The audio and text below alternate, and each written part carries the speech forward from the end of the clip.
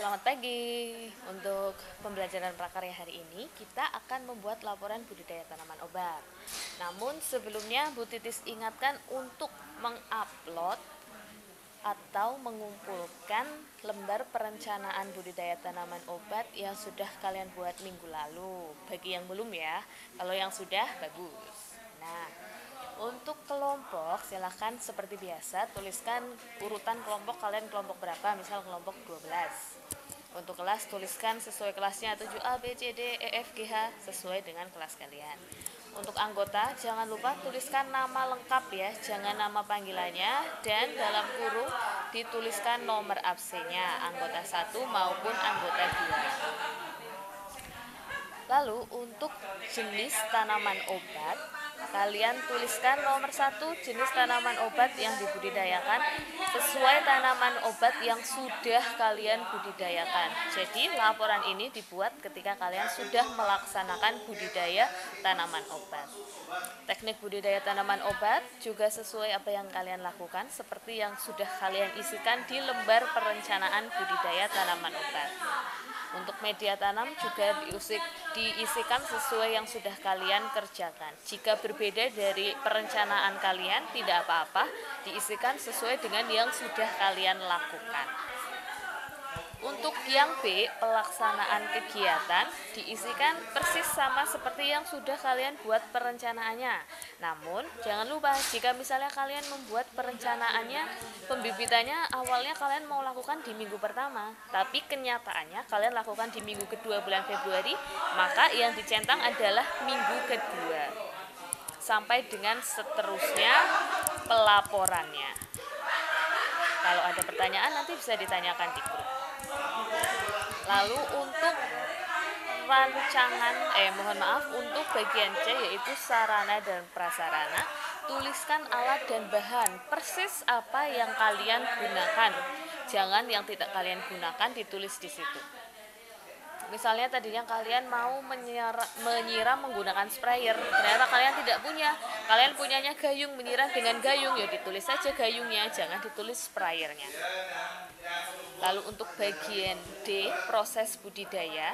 Nah, kalian di sini ceritakan. Untuk bagian ini berbeda dari lembar perencanaan budidaya. Kalian ceritakan. Pertama misalnya bagian D1, persiapan. Nah, di sini silahkan kalian buat ceritakan persiapan apa yang kalian lakukan. Misalnya menyiapkan jahe, menyiapkan pupuk dengan membeli di pasar perterongan. Nah, misal silakan kalian tulis di situ.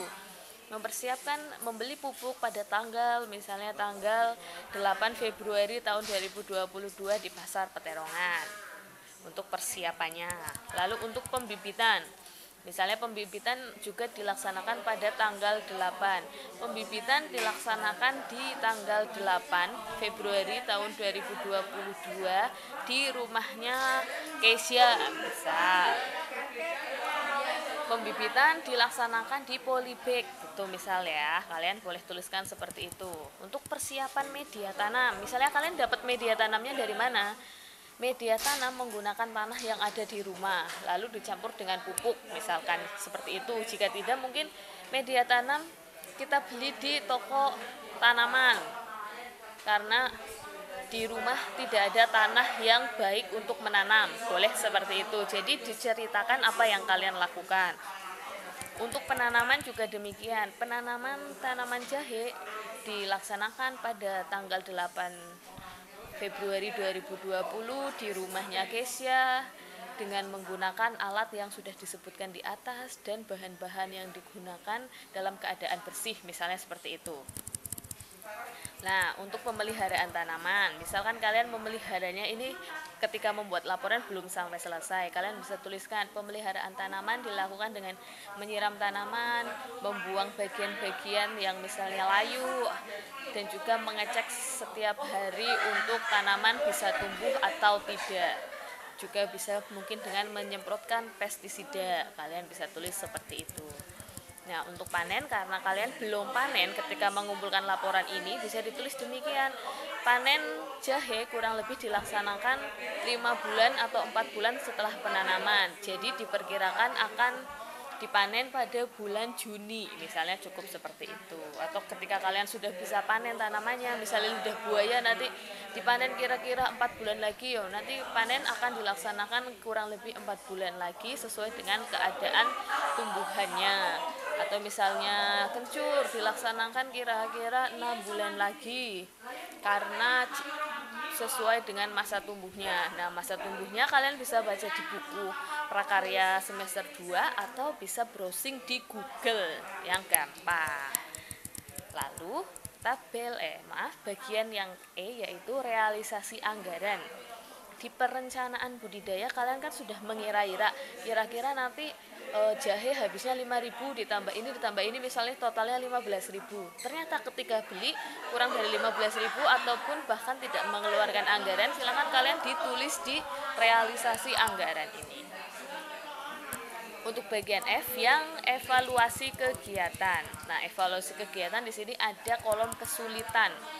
Misalnya, ketika kalian menanam apa yang membuat kesulitannya? Kalau tidak ada silakan boleh di strip, tapi misalnya kalau ada, misalnya tanaman jahe sulit tumbuh karena tanahnya tidak sesuai atau kurang gembur, misalnya itu adalah sebuah kesulitan. Bisa diuraikan apa kesulitan yang kalian alami ketika melaksanakan budidaya tanaman obat.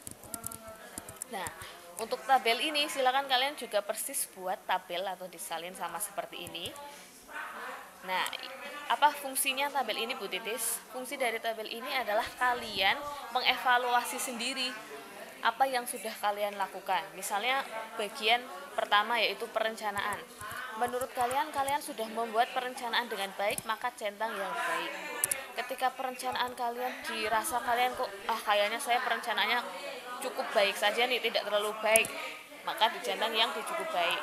Misalnya kalian saya kurang membuat perencanaan, padahal harusnya perencanaan dibuat sebelum saya menanam, tapi saya buat setelah penanaman. Nah, itu kan berarti salah, silakan ditulis yang centang.